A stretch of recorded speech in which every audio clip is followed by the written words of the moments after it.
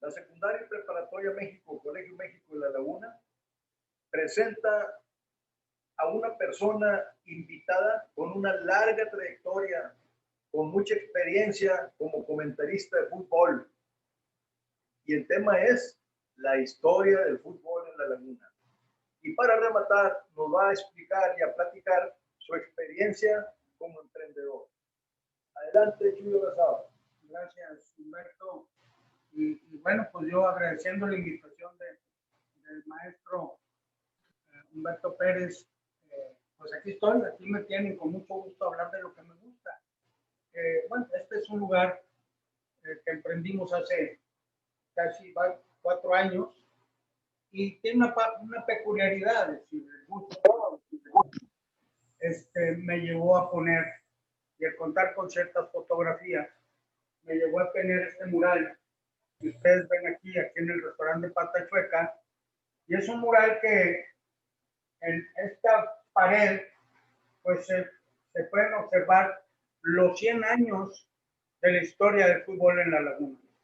El fútbol en La Laguna empieza allá por principios del siglo pasado y había el Parque España, que es increíble dónde estaba. Torreón era una ciudad que apenas iniciaba hace 100 años y el Parque España estaba en la Colón, donde está el monumento a Cristóbal Colón. Ahí estaba el Parque España. Era un campo de fútbol, lo pueden ver ahorita están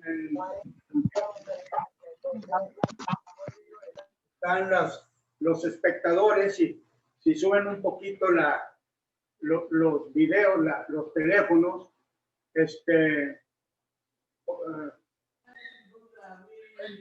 los inicios del fútbol en La Laguna.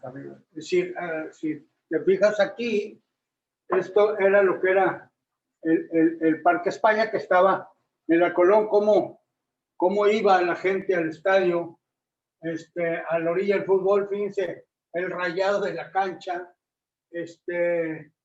la gente de fútbol, las señoras de pipa y guante, de sombrero.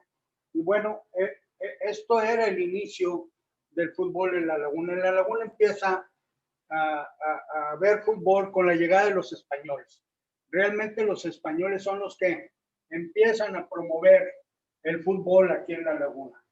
Y básicamente tenemos que hablar de don Ángel Urraza, un empresario que tenía la hacienda de Lequeitio, y después él emigra a la Ciudad de México y ahí funda la Euskadi, lo que es las llantas Euskadi, una empresa muy fuerte que todo el mundo conocemos ahora, y en donde también gracias a a lo emprendedor que era y a su éxito como industrial y hombre de negocios, tiene una calle muy importante en la colonia del Valle que se llama Ángel Urraza. Y él empezó aquí, en Torreón, en Lequeitio. Bueno, pues yo creo que es uno de los culpables de que yo les esté hablando en este momento, porque él, junto con don Fernando Rodríguez Rincón, otro español, que fue el que construyó el Hotel Elvira, que el Hotel Elvira hoy es el Palacio Real en Torreón, y fue el que construyó también el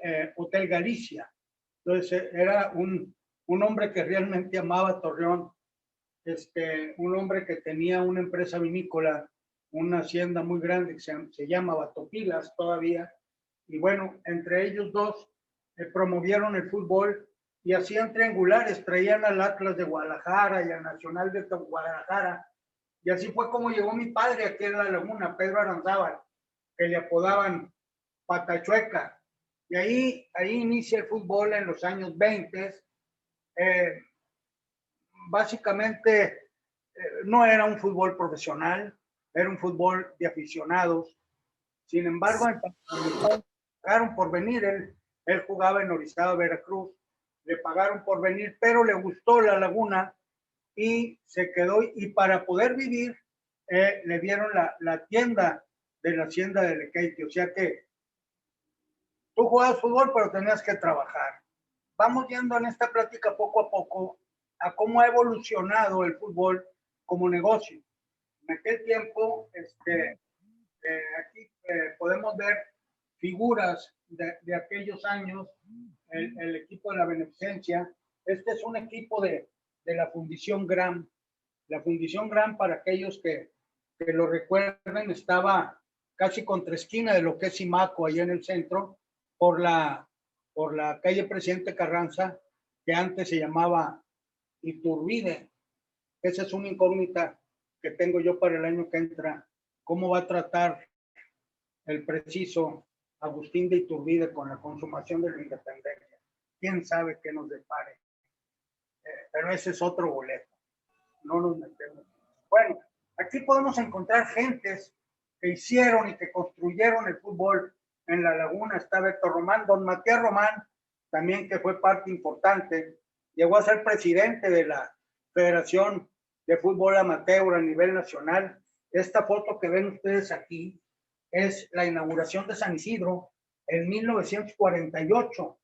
Vino el equipo España de México a inaugurarlo y a jugar con una selección de La Laguna, una selección que en poco tiempo, eso fue en 1948, y a principios de los años 50, fue la que formó el equipo Laguna con sus inicios en el fútbol profesional.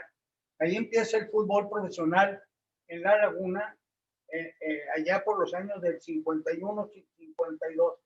Figurones de recuerdo como los defensas Perico Borrego, Lalo Castro, Leonel Arredondo, y aquí alguien que creo que acaba de morir, que es Agustín Criquín Fernández, que bueno, para la gente, para los chavos, yo compararía a Criquín Fernández con el Pony Ruiz. Era un tipo así chaparrón, con buenas pintas, buen manejo de balón. El Chino Yacín, de la familia Yacín, junto con su hermano Jaime.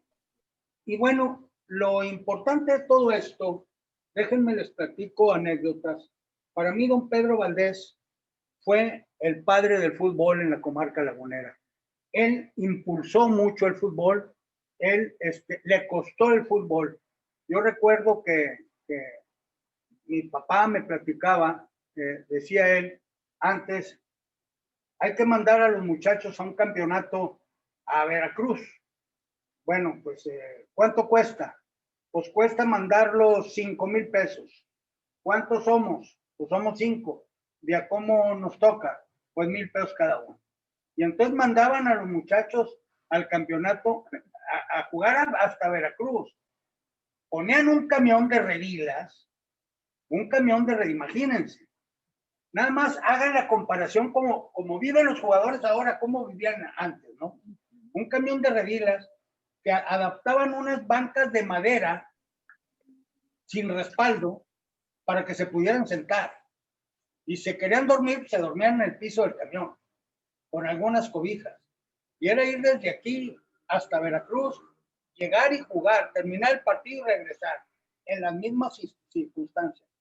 Imagínense lo que era la afición por el fútbol en aquel tiempo, ¿no? O sea, no había ingresos, no había nada. El empresario, la gente tenía que desembolsar.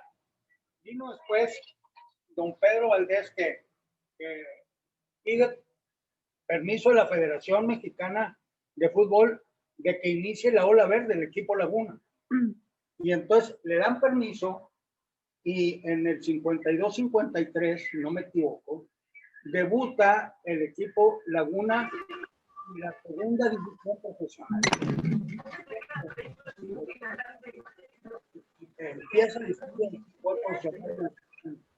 Y este equipo Laguna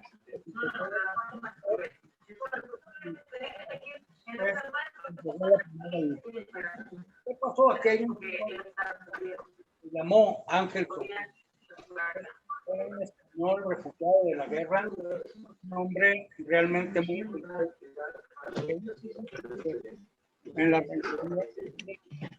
tenía un equipo que se llamaba Campesino en la Liga Ranchera, y me mucho en Honduras, profesor Humberto, porque en ese tiempo, si recuerdan, terminar la guerra en España. Y fue cuando llegó aquí gente muy valiente, que nos dio tanto en catedráticos, y aquí llegaron muchos.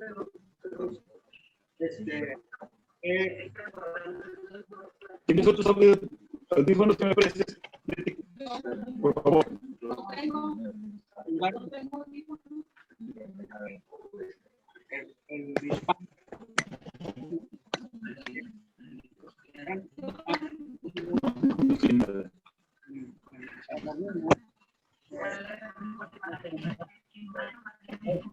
El respeto y el reconocimiento. ¿A dónde voy? Un gran pique, una gran competencia entre el equipo Laguna y el equipo Cataluña, ¿sí? Que ya estaban los dos, pero don Ángel Sobrino, que estaba en la directiva de Laguna, como era republicano y los directivos de Laguna eran franquistas, pues dijeron, no, este no encaja aquí, vamos a echarlo por fuera. Y lo echaron para afuera. Pero don Pedro habla con don Ángel y dice, oye, pues tú tienes un equipo, ¿por qué no hacemos un equipo? Y generamos aquí afición. Nos ponemos a competir, nos odiamos ante la gente va a ver pique, y entonces pide permiso a don Pedro Valdés a la federación para que le den chance al Cataluña de entrar como equipo profesional. Entonces, aquel equipo campesinos que estaba en la Liga Ranchera llega al fútbol profesional como Cataluña. Pero en México le dicen a don Ángel, ¿quién le va a ir al Cataluña, don Ángel? Por el amor de Dios, cámbiale de nombre. Y entonces le cambia de nombre y se llama Torreón. Que después le ponen el mote de los Diablos Blancos de Torreón. Entonces, para mí estos dos señores son gentes que hicieron el fútbol por amor, ¿sí? Ya después llega don Juan Ausaid, que era un empresario, era un hombre de negocios, y don Ángel, cuando se le acaba la lana, invita a don Juan, que en aquel tiempo era candidato a la presidencia municipal. Y entonces, pues, a don Juan le convenía, tipo, para que la gente lo quisiera y agarrar el fútbol. Y él como empresario de lucha libre y de deporte, porque le gustaba mucho, pues agarra el equipo Torreón y sube a primera división. Primero subió a Laguna en 1968. Aquí podemos ver las fotos. Aquí está el equipo Torreón cuando fue campeón. Podemos ver mucha gente, don Ángel Sobrino, don Juan, este señor era, no recuerdo, Pérez, creo, el profesor Ríos, don Macedonio Ochoa, y jugadores de aquellos, Vilchis, Torres, Vizcaíno, La Chuleta Aguilar, Pasos, Fuentes, La Caica Zamora, ídolos de aquel entonces en la comarca lagunera. Este fue el equipo que subió a primera división. Y acá jugadores de Laguna, ya en primera división, el Tubo Gómez, aquí jugó Chava Reyes también, y este equipo Torreón, ya con el Popi Correa, con Julito Villanueva, el Chavarría, el Coruña Chavarría, que fue un muchacho que nació en La Coruña, aquí en el municipio de Francisco y Madero, y llegó a jugar a las Chivas Rayadas de Guadalajara y a la selección nacional. Aquí estoy yo, mira, de mascota con el Laguna. ¿Sí? La Chuleta Aguilar y la Caica Zamora, ídolos. Don Ángel Pito Pérez y don Grimaldo, que fueron don Ángel subió a Laguna primera división y don Grimaldo al Torreón a primera división. Entonces, directivos de aquellas épocas, don Manolo Soberón, el señor Rosas Figueroa, el señor Fernández, fin, los señores Hoyos importantes. Siempre don Pedro Valdés asegundaba, pero era el importante. ¿Sí? El equipo Cataluña, fíjense el uniforme. Este uniforme, si ustedes ven el fútbol, es muy parecido al de rayas verdes con amarillo, perdón, rojas con amarilla del equipo del Barça, ¿no? En aquel tiempo era feo el uniforme porque era muy llamativo, rojo con amarillo. Y ahora no, ahora es muy bonito, muy vistoso. Mascotas, la selección juvenil, grandes amigos tenemos aquí. La Banana Ortiz, la Pingua Castillo, Martín Bacópulos, José León Salazar, el doctor Monarres, no sé si lo conozcas, si lo conoces. Él está ahí en Las Fuentes. Buen amigo, jugamos juntos. Y este es el gol de Lupercio, en Zacatepec, que fue el que le dio el triunfo a Laguna, un gol muy famoso. Y estos señores que están aquí me dirán, bueno, ¿estos qué pintan? Son directivos. Aquí vuelve a estar Patachueca, mi papá, directivos de Laguna. Pero esta señora es la Güera Semillera. Yo creo que gente de aquella época la va a recordar. Una señora que hizo un emporio de vender semillas. No sé si en la plática en el colegio la mencioné. Fue increíble lo que hizo. Y Marín, un hombre que vendía cerveza en las tribunas con una habilidad extraordinaria.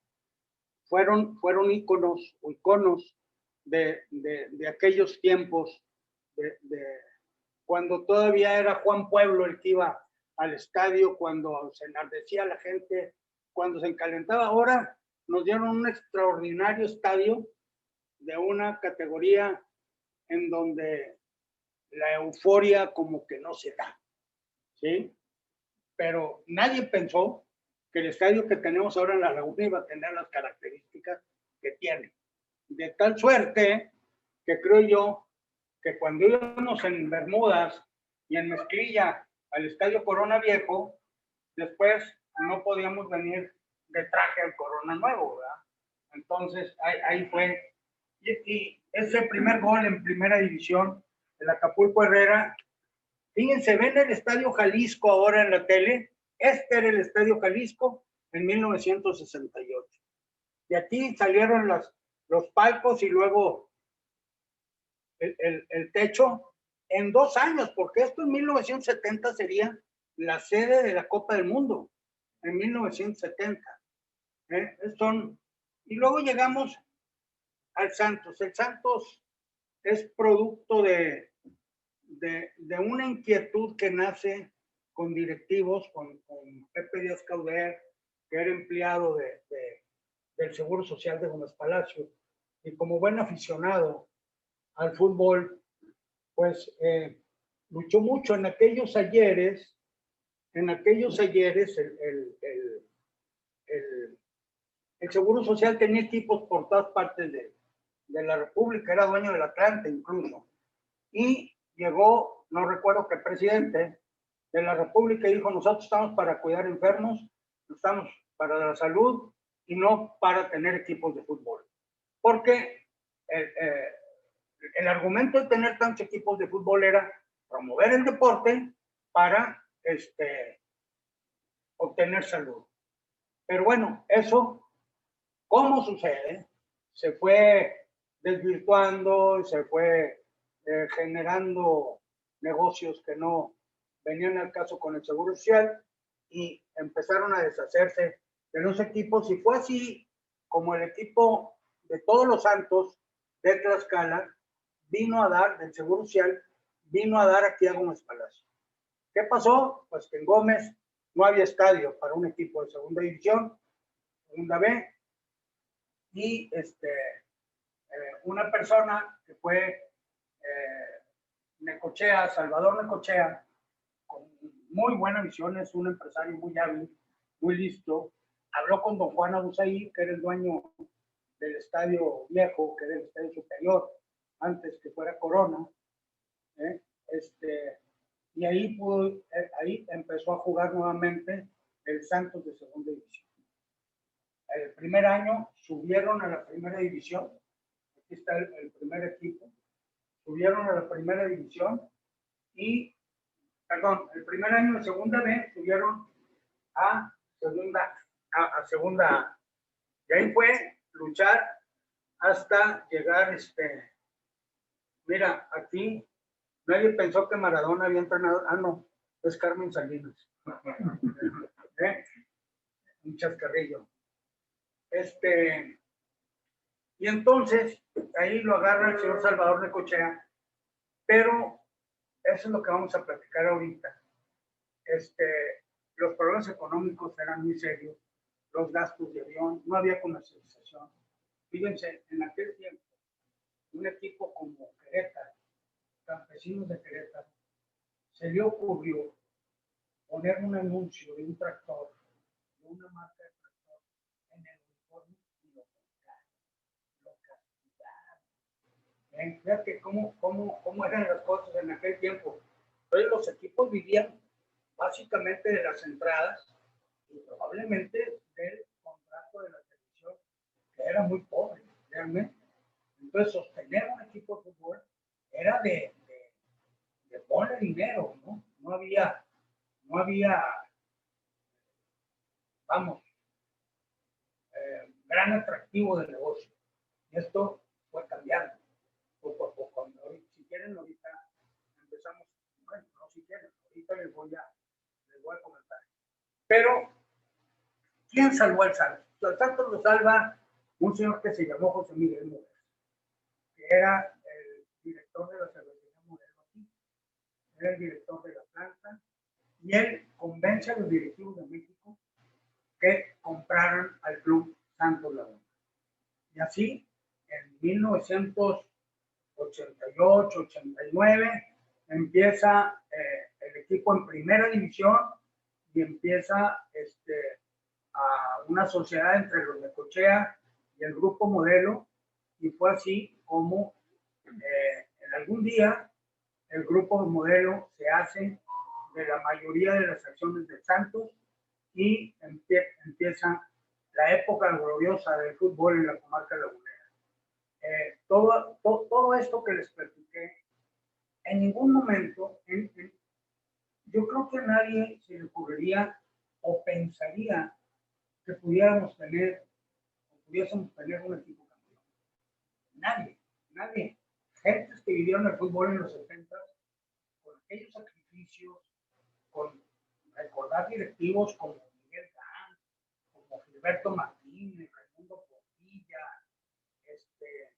empresarios que les costó dinero el fútbol, que tenían que sacar dinero de su bolsa para pagar la nómina del equipo. Realmente eran unos sacrificios. Por eso, a mí cuando viene gente aquí... Me está poniendo atención. Y me preguntan, oye, ¿es la historia del Santos? Pues es la historia del fútbol de la comarca lagunera, porque todo esto fue la semilla de lo que se siembra para lo que ahora tenemos. Y ahí es cuando empieza ya la época gloriosa del Club Santos. Después viene, yo creo que nos podemos ir a sentar un poco acá donde haya más luz. ¿Sí?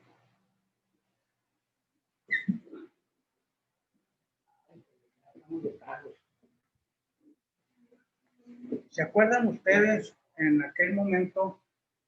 Pues, bueno, la gente recuerda mucho a grandes jugadores como Adomaitis, como Rubén Martínez, como Apul, el mismo Daniel Guzmán, Ramón Ramírez, que fue parte de un muchacho que se hizo futbolista aquí en La Laguna,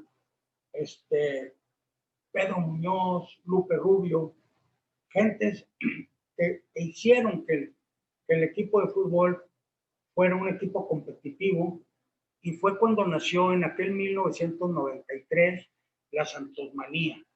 Fue cuando el Grupo Modelo invierte dinero en el equipo Santos Laguna, y de ser un equipo que estaba peleando el descenso, porque no hay que olvidar de aquel fatídico partido fatídico no es el adjetivo correcto, aquel partido entre Morelia y Santos, en donde se pusieron de acuerdo para empatar.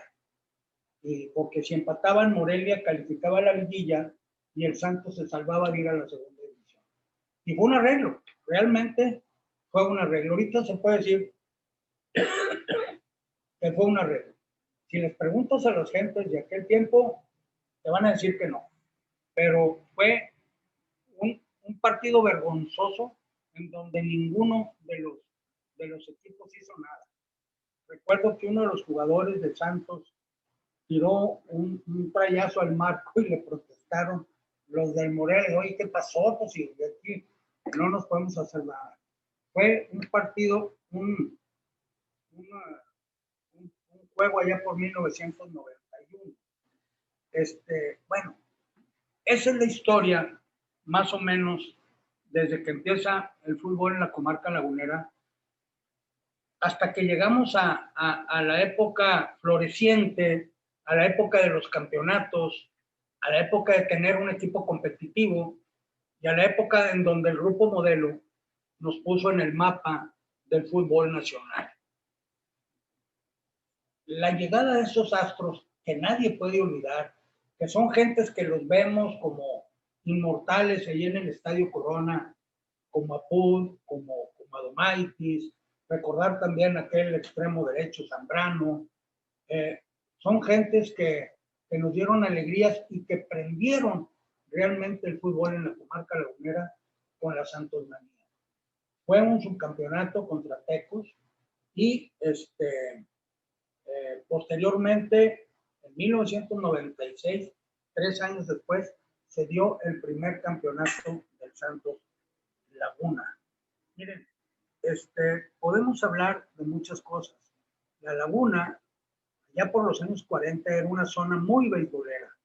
Yo recuerdo todos los campos de béisbol, lo que es ahora la colonia Luis Echeverría, estaba llena de campos de béisbol.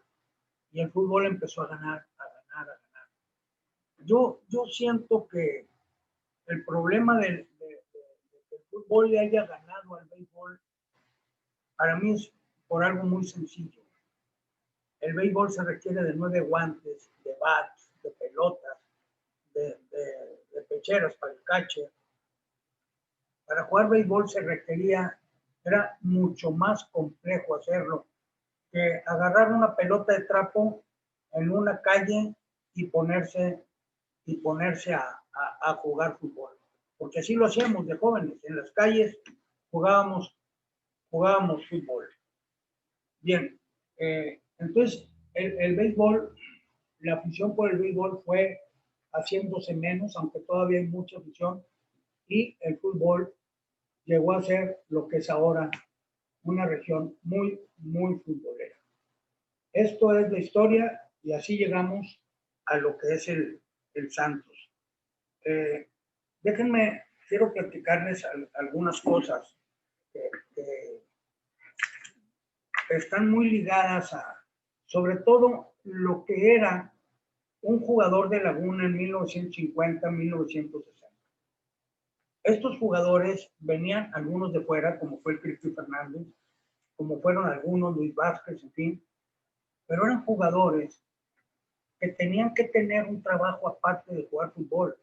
Fíjense, entrenaban el martes 2 horas, el miércoles 2 horas, el jueves había un partido entre escuadras y el viernes volvían a entrenar. Era todo su entrenamiento. Y se iban a trabajar, alguien tenía un taller mecánico, otro era pintor, el otro vendía pisos, y los mismos directivos de los equipos les daban trabajo para poder sobrevivir. Yo creo que el fenómeno más importante del crecimiento del fútbol en nuestro país lo dio un señor que se llamó Emilio Azcárraga Milmo, padre de Emilio Azcárraga Llano. ¿Qué pasó en aquel tiempo? En aquel tiempo, en 1950, el señor era, como es ahora, dueño de Televisa.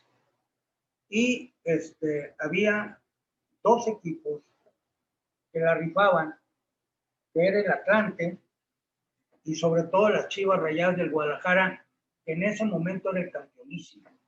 Era un equipo que nadie le podía ganar y que además lo formaban 11 gloriosos mexicanos. Emilio Azcárraga dijo, vamos a meter un contrapeso a estos equipos que básicamente eran del pueblo. Y entonces compra el América, un equipo mediocre antes de los años 50, un equipo, pues como todos, no era de campeonatos, ganó algunos en los años 20, pero el América no era de campeonatos. El fútbol profesional en México se inició en 1943 y de 1943 a 1959, que lo compró Emilio Azcárraga, el América no había figurado para nada. Figuraba el España, figuraba el Asturias, figuraba el Atlante, el Veracruz, figuraba el León. El León era un equipazo, unos argentinos, Marcos Aurelio,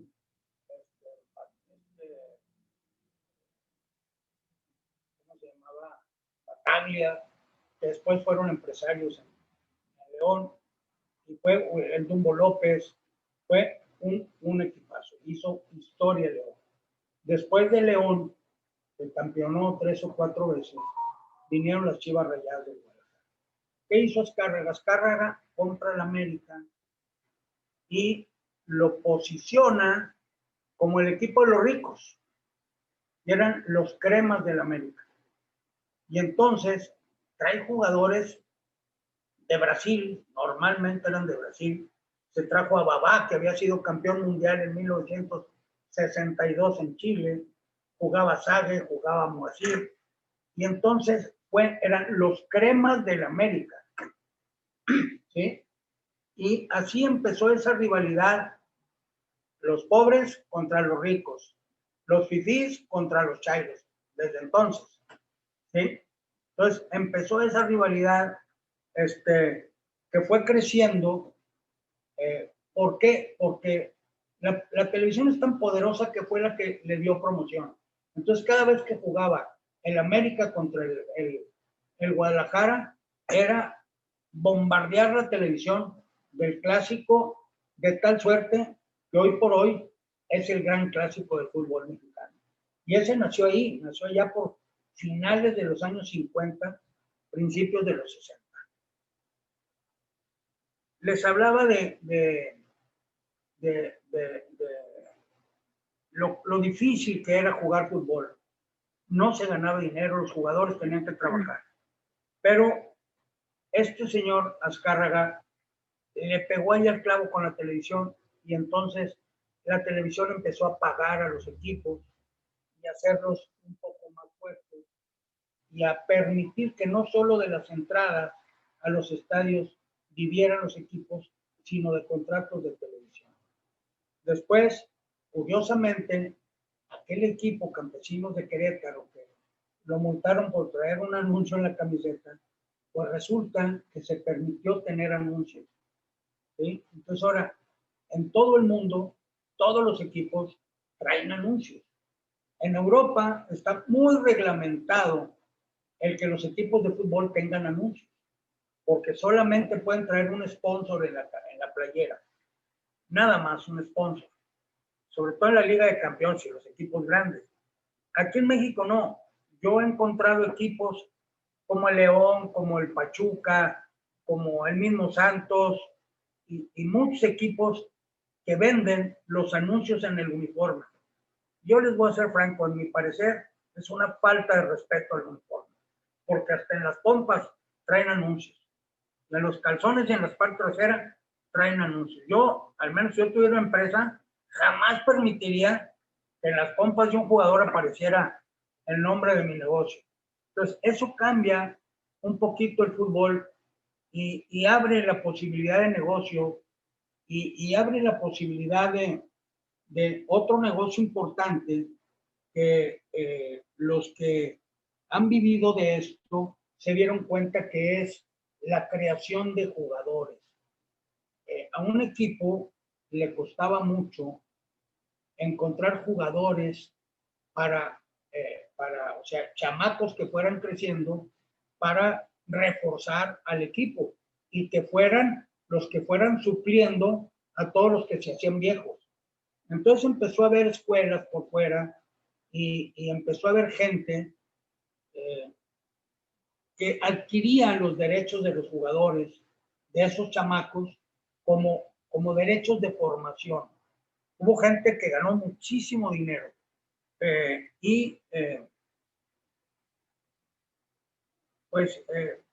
ahí los equipos malamente pensaban que les costaría mucho a ellos tener sus escuelas de fútbol. Y entonces permitían que hubiera gente que hiciera ese tipo de trabajo. Hoy por hoy ya no es así. Hoy los equipos grandes, los equipos serios, tienen sus propias escuelas de fútbol. Por ejemplo, es increíble lo que tiene Santos Laguna. Santos Laguna está a 1000 kilómetros del poder, es la capital, y por eso nos tienen un poquito olvidados en cuanto a menciones y en cuanto a promociones. Pero ver lo que tiene Santos Laguna, la estructura del Santos Laguna, la escuela que tiene para que los niños que llegan desde los 13 años puedan estudiar secundaria, ¿sí? Puedan formar y jugar fútbol. Eso es una inversión que tiene un club. Se las voy a poner fácil. Hoy por hoy, un jugador de fútbol vale muchos millones de dólares. ¿Por qué vale muchos millones de dólares? Porque la gente se los paga. El club no le paga al jugador de fútbol. El club es el medio por el cual le llega el dinero. Pero la misma gente, la misma fanaticada, los hinchas, como usted quiera, son los que proporcionan el dinero para que el jugador gane millones de pesos.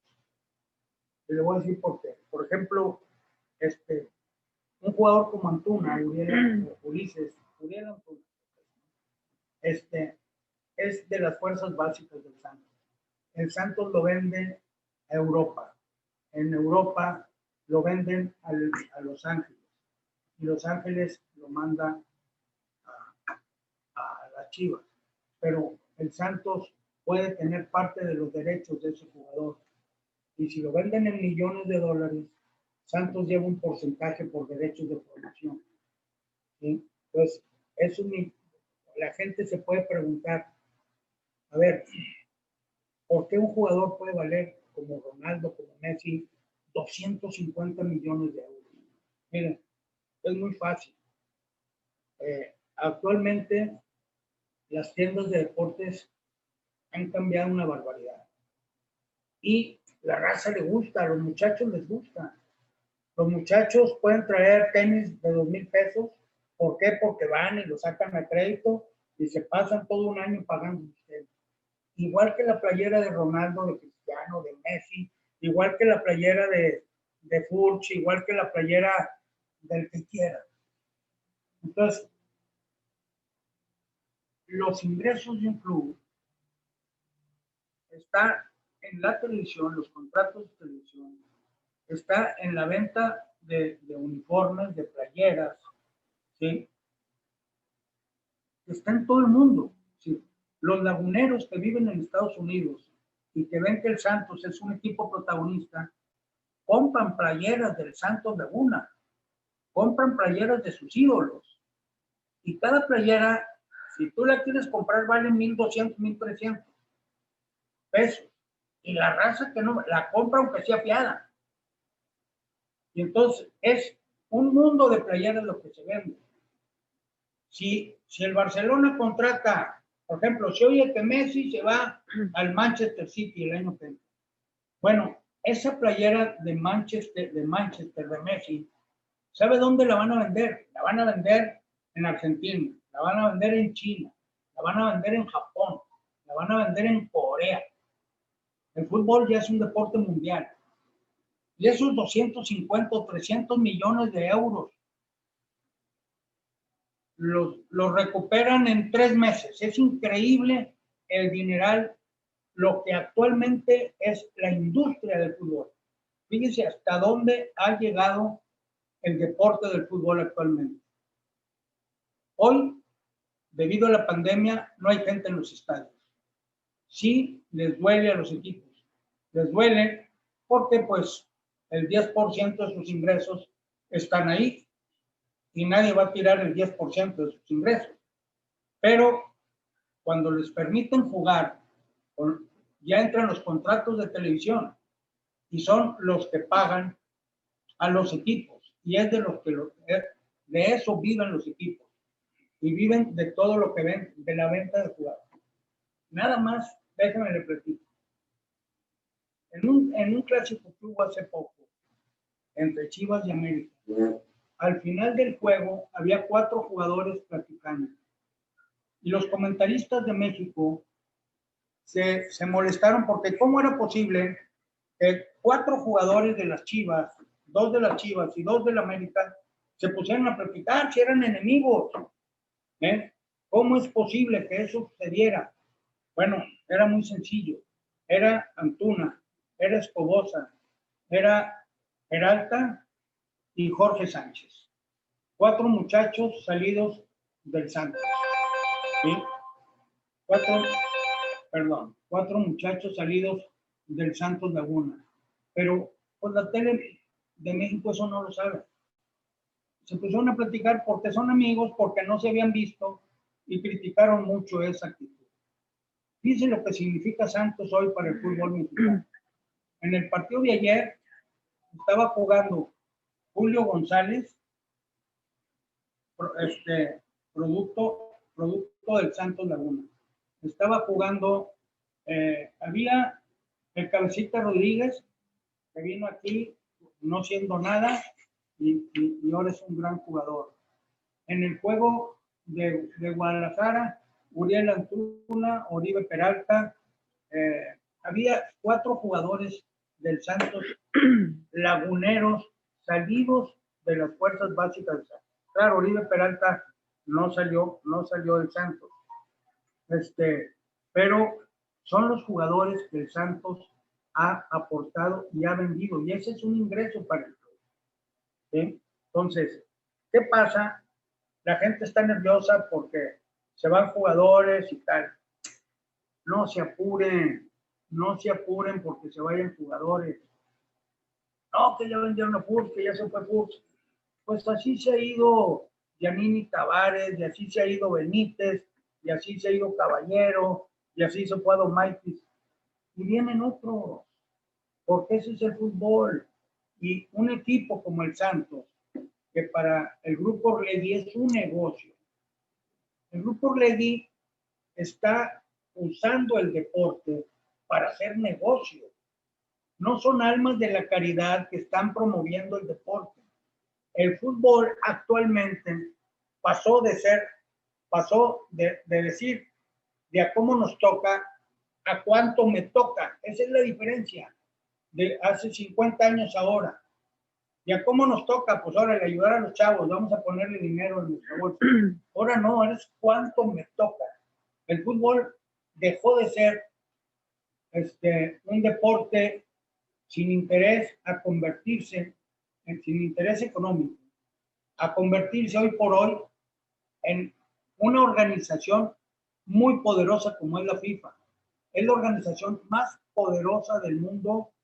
Es más, tiene ingresos mayores a muchos países del mundo. Y es la industria del fútbol.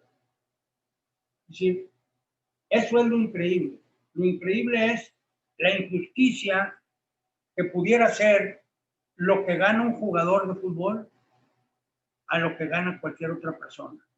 O simple y sencillamente lo que gana el que mete el gol a lo que gana el que lo va a ver. Pero tristemente, el negocio lo hacemos nosotros. El negocio lo hace la afición. El negocio lo hace el amor a la camiseta. El amor a los jugadores. Ese es de lo que se trata el fútbol ahorita. Claro, nos enamoramos del equipo, lo sentimos nuestro y por eso nos enojamos cuando venden jugadores. Pero eso vamos quitándonos de la cabeza y vamos pensando que el equipo no es nuestro, es de nuestra tierra y lo queremos como tal porque representa nuestra tierra, porque son nuestros colores. Hay un dicho que dice que se puede cambiar de todo, se puede cambiar de todo, ¿sí? Se puede cambiar de novia, ustedes son estudiantes, se puede cambiar de casa, se puede cambiar de carro, pero de equipo de fútbol no se cambia. Como tampoco se cambia de la escuela, de la secundaria y preparatoria. Eso también se quiere mucho. ¿O no? No sé si tengan algunas preguntas que hacerme, algunas dudas. Me la ha aventado.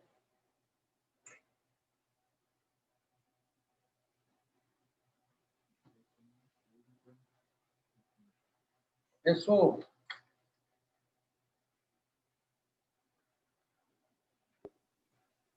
que les comento es una realidad. Cada vez que se termina un torneo, la gente se pone nerviosa porque se venden jugadores. Un equipo como Santos de eso vive. Un equipo de generar jugadores, de producir jugadores y de venderlos. ¿Sí? Quizá el Monterrey, quizá el Tigres, mucho el América, aunque no tanto, pero Monterrey y Tigres viven de comprar jugadores.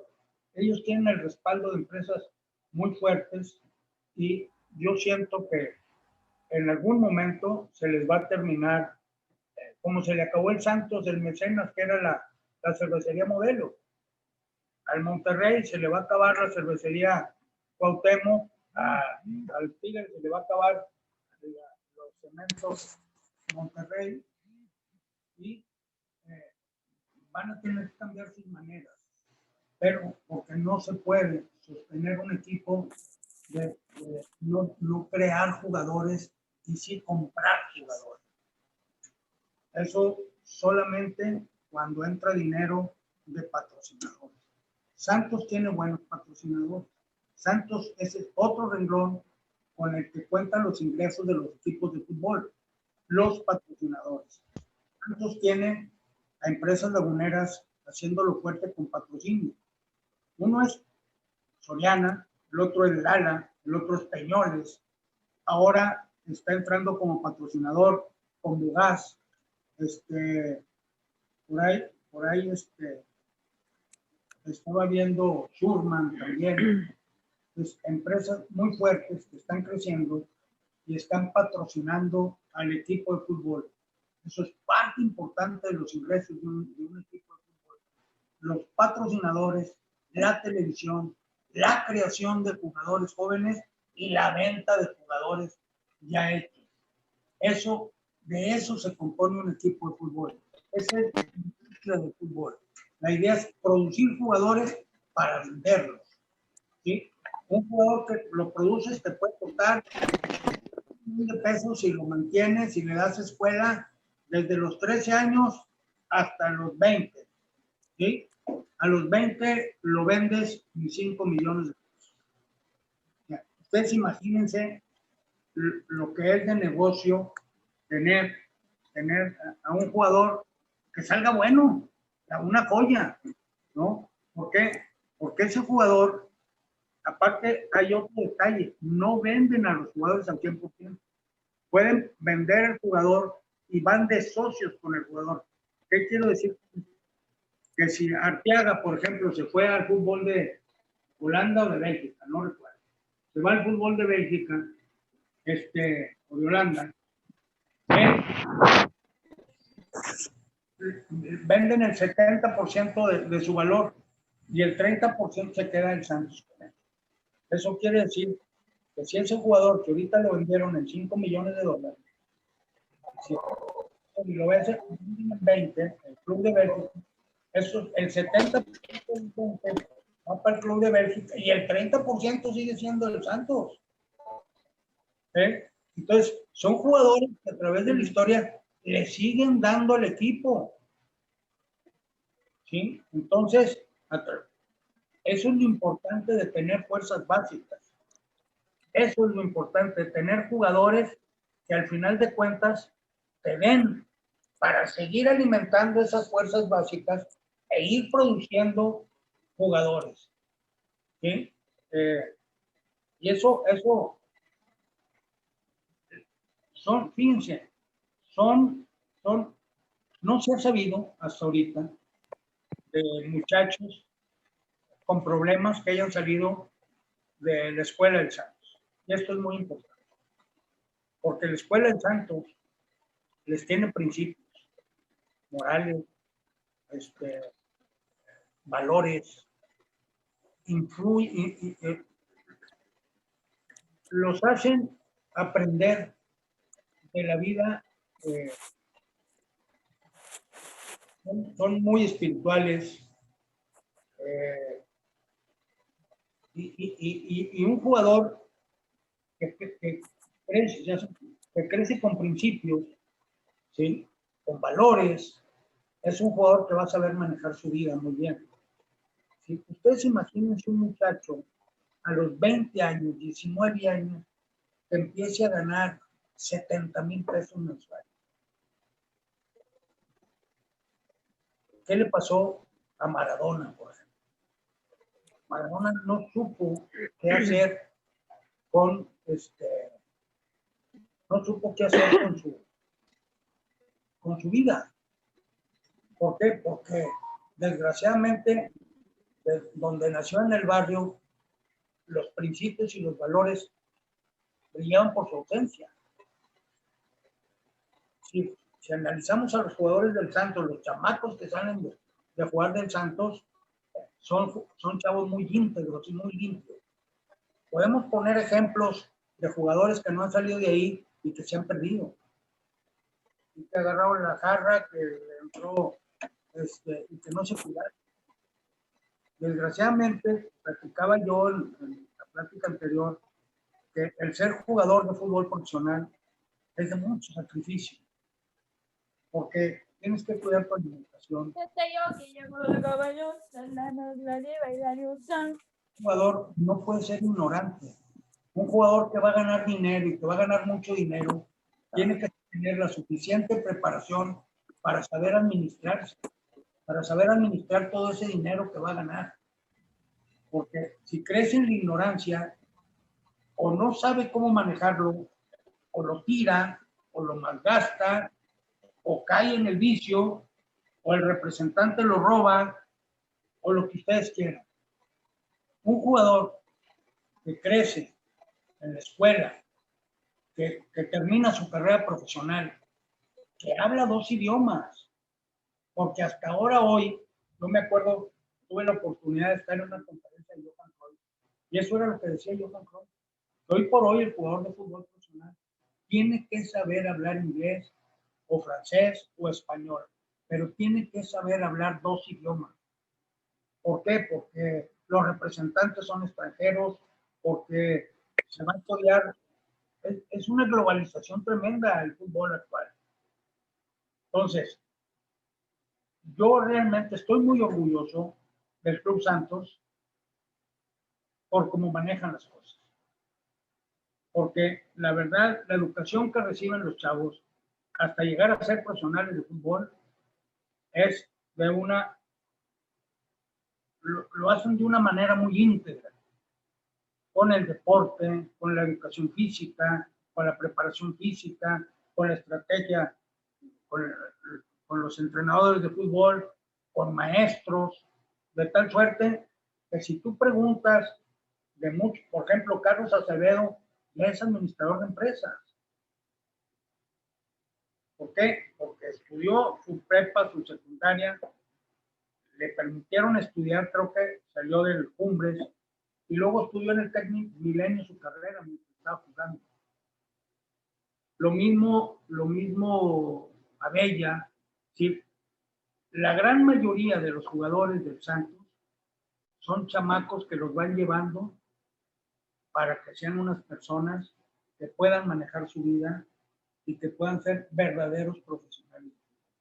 Porque ahora Antes, como les platicaba, un jugador de fútbol, pues tenía que trabajar, tenía que traer su tallercito o una imprentita o algo para sostenerse.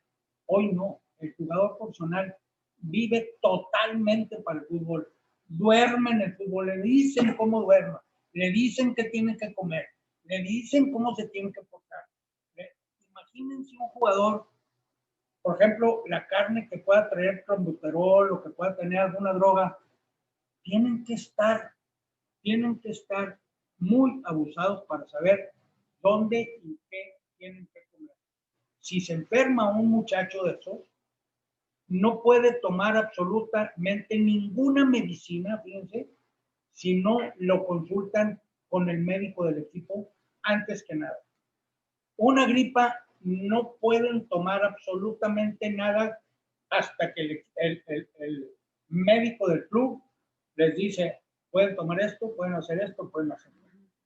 Pero hasta en eso, un equipo de fútbol, un jugador de fútbol o un equipo de fútbol es dueño del jugador. Hoy por hoy, un jugador de fútbol no te da una entrevista si el club no lo autoriza, porque hasta eso firman contratos para no dar entrevistas de fútbol a nadie. Antes que encontraras a un jugador, oye, Mikey, te invito a mi programa, órale, Chuy, ahí te caigo en la noche y ya está. Hoy no, hoy hay que mandar una carta al club, el club lo tiene que autorizar y normalmente, ¿saben qué? No lo autoriza. Normalmente no lo autoriza. Yo tuve una experiencia con los jugadores del River, aquella vez que vinieron a jugar contra el Santos, nos fuimos con ellos en el mismo avión hasta Buenos Aires y queríamos entrevistarlos, pero los teníamos en el aeropuerto ahí sin hacer nada, esperando el avión. No nos dieron una entrevista porque no los dejaron. Las entrevistas que quieran allá en el estadio, en el campo de entrenamiento y ahí se los dan. Aquí no. Esa es la vida de un futbolista. Son gente sola, ¿eh? Son gente, es muy difícil. Para que aprendamos a valorarlos y sobre todo un mensaje para los periodistas jóvenes. Ya déjense de estar molestando y corriendo técnicos y corriendo jugadores. Piensen en la familia del jugador, piensen en la familia del técnico. Es su trabajo. Sí, bueno, imagínense que un día le dijeran al papá de usted, ¿sabes qué? No le hiciste, vas para afuera. Todo porque alguien dijo, no, vas para afuera. Y nada más por el hecho de tener un micrófono enfrente y creer que la podemos todas y que somos realmente muy sabios, ya que corran al técnico porque el equipo perdió 3 partidos. Es una tontería, jóvenes. Hay que respetar, hay que ponerse en los zapatos del que está haciendo los cambios y está arriesgando su trabajo. El fútbol actual es de negocio, es una industria y así la debemos de entender. Si los jugadores se van, es porque así le convino al club, es dinero. El club, créanme, no va a estar pensando si la afición se enoja o no se enoja. El club lo que le interesa, y eso es cierto, da resultados. Un club que no da resultados no gana dinero, porque se le acaban los patrocinios, se le acaban los contratos de televisión, y entonces el club tiene que trabajar perfectamente bien, tiene que ser un equipo protagonista para tener buenos contratos y poder subsistir. ¿Puedes platicar algo de la final de fútbol mexicano? Pues sí, te voy a decir, déjame, me está preguntando el profesor Humberto, de la final del fútbol mexicano. Ayer se dio una remontada de Pumas con Cruz Azul realmente increíble, ¿eh? Yo la verdad, yo daba por descontado, yo dije a Pumas se le acabó la suerte, porque a mí se me hace que Pumas es un equipo, yo creo en la suerte, claro, hay que buscar la suerte, pero también se te da la suerte. Y cuando la traes, ¿sí? Hay veces que las cosas no se te dan por más que juegues bien. Entonces, yo cuando le metió goles, los 4 Cruz Azul, dije, ya se le acabó. Pero resulta que ayer, 3 rebotes, le caen a jugadores de Pumas y la meten. Entonces, y aparte muy mal jugó por Cruz Azul. ¿Cómo veo la final? Para mí, todas las finales hay que jugarse. No se sabe quién puede ganar. Puede ganar uno, puede ganar el otro. Pero para mí, favorito León, por mucho. Creo que León es un equipo que juega más bonito, es un equipo de conjunto, es un equipo más alegre, más parejo, más liberado. Y Pumas es de chispazo, ¿no? Es un equipo de mucha motivación. Se me hace que este técnico Lili que salió, se lo sacaron de la chistera, ha dado excelentes resultados y económicamente le ha ido muy bien a Pumas, porque se quitó los gastos de Michel, que le iba a haber costado un chorro de lana, y llegó este señor que estaba en las fuerzas básicas. Creo que como equipo es mejor equipo León, pero puede pasar cualquier cosa. El deporte es el deporte.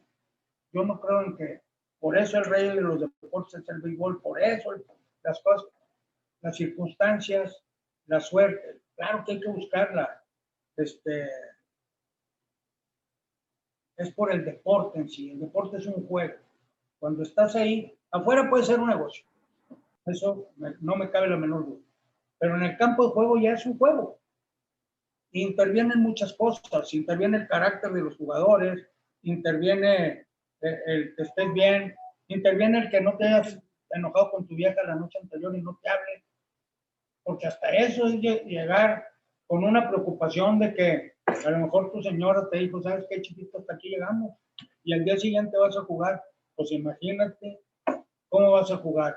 Y esas son cosas que no sabemos. No sabemos cómo es la vida de un jugador, qué está pasando por la cabeza de un jugador cuando está en un partido de fútbol. Para mí, el técnico tiene que plantear el partido. Pero una vez empezar el juego, el técnico ya no sirve. Los jugadores son los que dan el resultado. Y para mí, León tiene mejores jugadores que Pumas. Tengo más amigos que son de Pumas, que por ello me gustaría que ganara Pumas, pero no le veo ancas para gallo al Pumas. Yo creo que León se la lleva. Mi estimado Humberto. Dice una persona aquí que León y sus jugadores tienen actitud y hay una buena unión a la vista. Sí, eso es importante. Mira, para mí lo he dicho siempre, y lo he dicho con técnicos y con jugadores profesionales. Esta semana estuvieron aquí algunos. El 70% del éxito de un técnico es hacer equipo. Yo creo que en todos aspectos de la vida. Si tú realmente haces equipo con tu gente, vas a tener un buen negocio, vas a tener resultados. ¿Sí? Pero en el deporte, yo creo que la motivación tiene que decir mucho. Y claro, tienes que saber táctica, tienes que plantear el partido, pero tienes que tener a tus jugadores unidos, motivados. ¿Qué es lo que pasa cuando un entrenador se tiene que ir? Lo normal, lo que dicen, se le rompió el vestidor. Yo no sé si se acuerdan de aquel programa de televisión que era el Big Brother. ¿Sí? Eso es lo que pasa. Cuando ya vives un tiempo, empieza a romperse la relación. ¿Alguien quiere preguntar? Pues se está tomando el tiempo, pero si alguien quiere preguntar, ¿puedo hacerlo?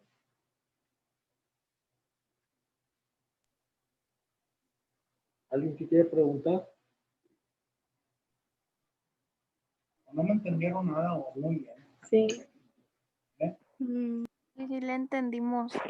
Sí, lo entendimos. Dice Antonio Morales, felicitaciones, un abrazo Humberto para mi amigo Chuy, un saludo y muy buena plática. Dice Oscar Saúl, ¿por qué el Cruz Azul está maldecido? Dice. ¿Por qué? El Cruz Azul está maldecido. Es que, lo que pasa es que es eso. A mí se me hace que, caray, hasta en la mirada del técnico se le notaba el asustado ayer. Yo no sé si lo vieron. Ahora, Cruz Azul va y le gana a Tigres 3-1, viene a la Azteca y pierde. Se puso a defender. Ayer pasó lo mismo. Es decir, ¿por qué pensar, tengo que defender 4 goles y no decir, con uno que meta, el otro me tiene que meter 6? Fíjate el cambio de chip. Voy a defender 4 goles, ya estoy en la final. No, hombre, ¿cómo me pueden meter 4? Pues te pueden meter 4 goles como tú metiste 4 goles. Pero Si el Cruz Azul hubiera dicho, voy a meter uno para que aquel me tenga que meter 6, yo creo que el finalista hubiera sido Cruz Azul. Y no fue así. Cruz Azul jugó con un miedo espantoso y con la mala suerte de que a los 3 minutos ya iba 1-0. Entonces, ahí le empezaron a temblar las patitas. Y con decisiones como la del arquero, que no tuvo nada que ver jurado con los goles. Pero oye, estás debutando en la primera división. Todavía no la agarras y te metieron un gol en una semifinal. Imagínate la presión para el muchacho. Y sí, Cruz Azul carga con el peso de que no ha sido campeón desde hace 23 años. Y gran parte lo tienen los medios de comunicación. Miren, es increíble hablar de los 4 grandes. La televisión nos tiene agobiados con los 4 grandes. Si no hay... Por ejemplo, América tiene 13 campeonatos. Yo no creo que sea un equipo grande, un equipo que tiene 100 años con 13 campeonatos. No lo creo. Un equipo grande es el que tiene 100 años y tiene 30 campeonatos, o tiene el Boca Juniors, el River Plate, el Madrid, el Barcelona, el Bayern. Son equipos que dices tú, carajo, ¿cuántos ha sido campeón? 35 y el otro 28 y el otro. Caray, son equipos. Pero un equipo. Miren, en los últimos 20 años, de los 4 finalistas que quedaban, los Pumas tenían 4 campeonatos. En los últimos 20, 4 campeonatos de 40. El León tenía 3, las Chivas 2 y Cruz Azul ninguno. En América tiene, no sé, 5 campeonatos en los últimos 20 años.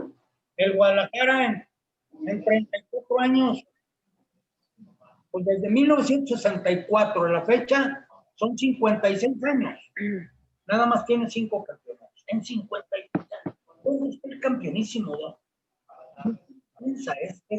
Los capitalinos, la prensa capitalina sostiene a esos equipos. Y lo sostiene para generar rivalidad, generar afición. Yo acepto que digan, son los equipos más populares de México, sí, pero no son grandes. Tienen que ser que son diferentes torneos de Argentina a México, porque en Argentina se juega el primer lugar, va a ser el campeón, pero aquí en México se jugaba igual, pero ya llegó la liguilla y empezaron a ganar muy pocos títulos por la dificultad de los equipos. Pero un buen equipo que quiera ser campeón debe de ganar la liguilla y debe ganar todo. ¿O no? Lo digo, ¿no?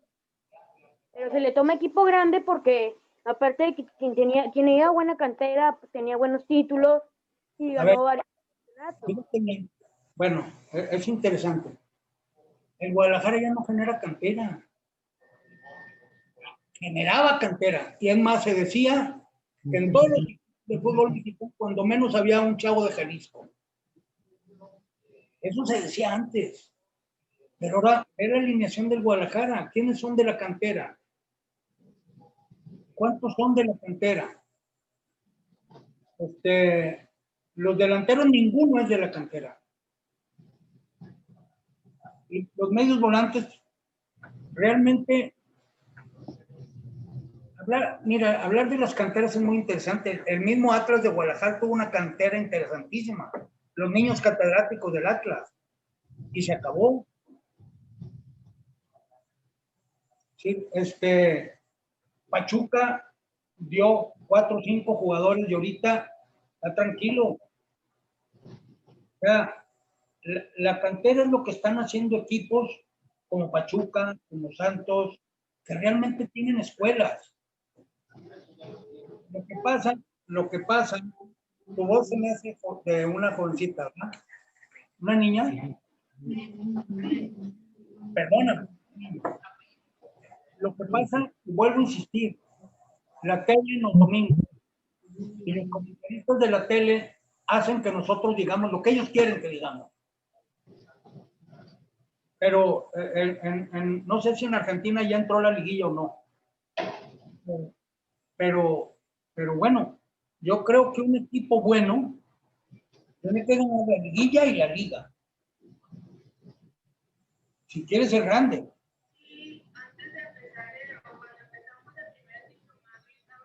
¿Tú eres de Cruz Azul? ¿Eh?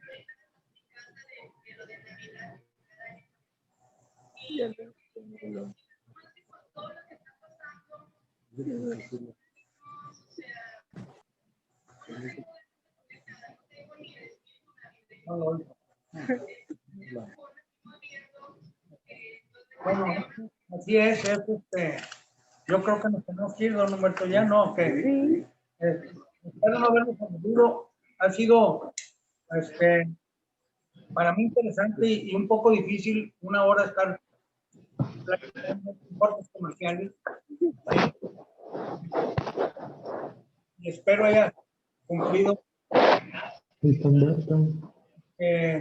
Yo le agradezco al doctor don Humberto Pérez, director del Colegio de la Secundaria y Preparatoria México, el que me haya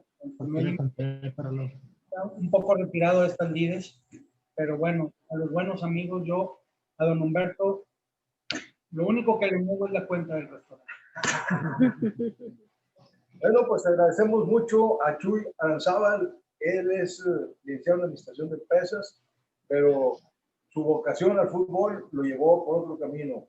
Y ahora, ya a los 68 años, emprendedor de un restaurante Patepeca. Ustedes pueden venir cuando gusten. Aquí les explico toda la historia del fútbol en León. Muchas gracias. Continuaremos con este tipo de conferencias. Dios los bendiga. Hasta luego, muchachos. Bye. Bye.